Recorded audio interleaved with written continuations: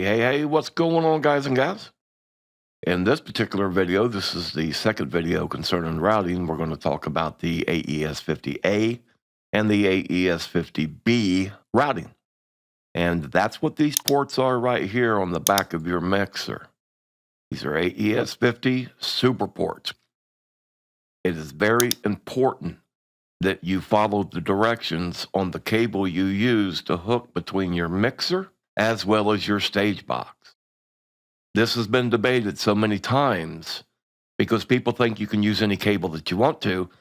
And what they found out was Behringer was getting so many stage boxes and mixers sent back to them because these AES50 ports were burning out.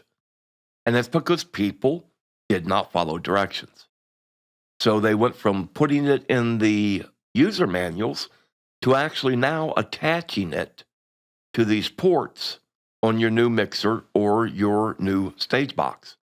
So if you've bought something that was used and you don't see those, rest assured they do come with the new units.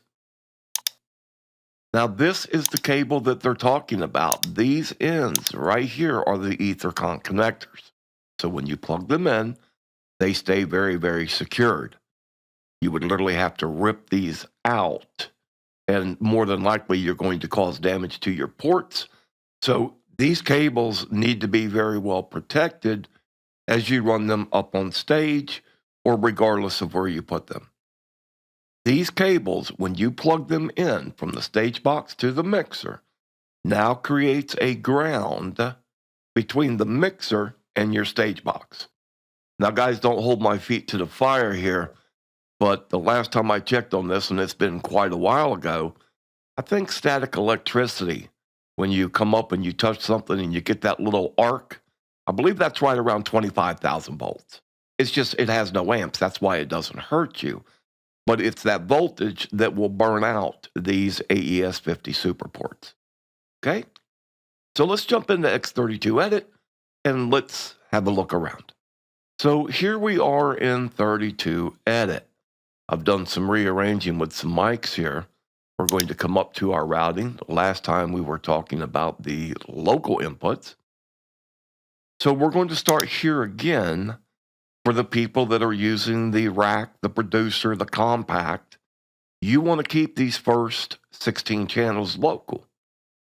Those belong to your mixer. So if you're going to connect a stage box, let's say like an S16 or an SD16 or an SD8, anything other than the S32, you're going to set your routing up like this. See that signal come in automatically there? Now, this is the mistake that most people will make. Logically, you would think that these should go here because it's under 17, 24, 25 through 32. But that's not the way it works, guys. Okay?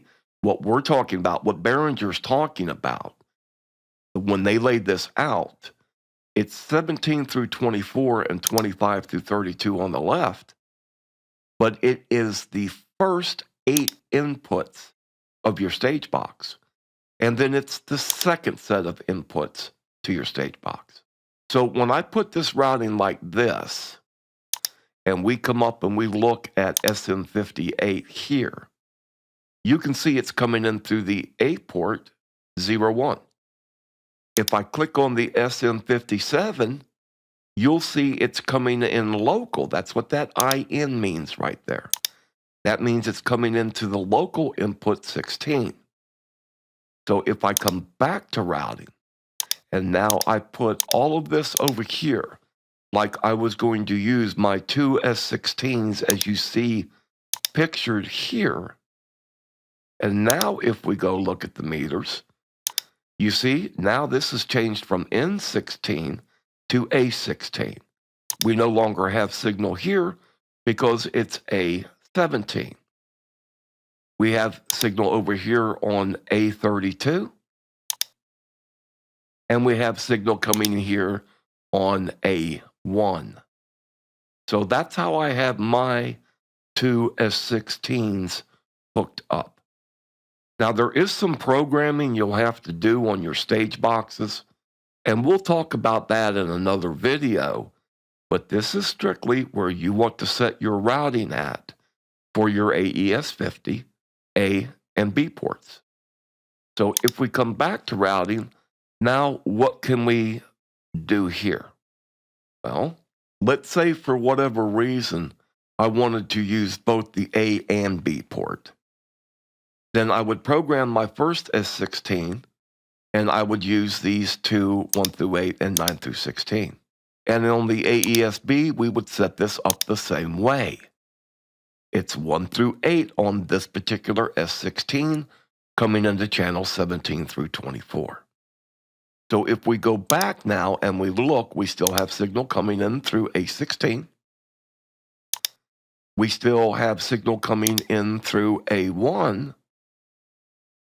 But when we get over to our input channel 32, as you can see now, it has changed to B16.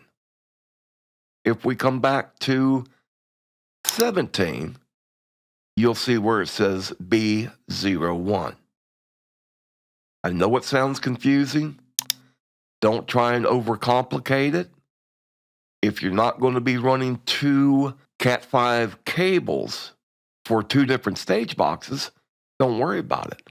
What I do is I simply put my routing like this, and then I will daisy chain out of the first S16B port into the second S16A port. And now I only have to run one cable up on stage. Now, if you're going to use the S32, it's all down through this way. And this is where the core, the rack, the producer, the compact, it just doesn't matter. If you're going to come out of your AES50A port into an S32, this is your routing. Okay? It's just that simple. Now, on our next video, we're going to be going over the card routing. And then from there, we will start into our user ins and user outs. Okay? Take care. God bless. And we are out of here.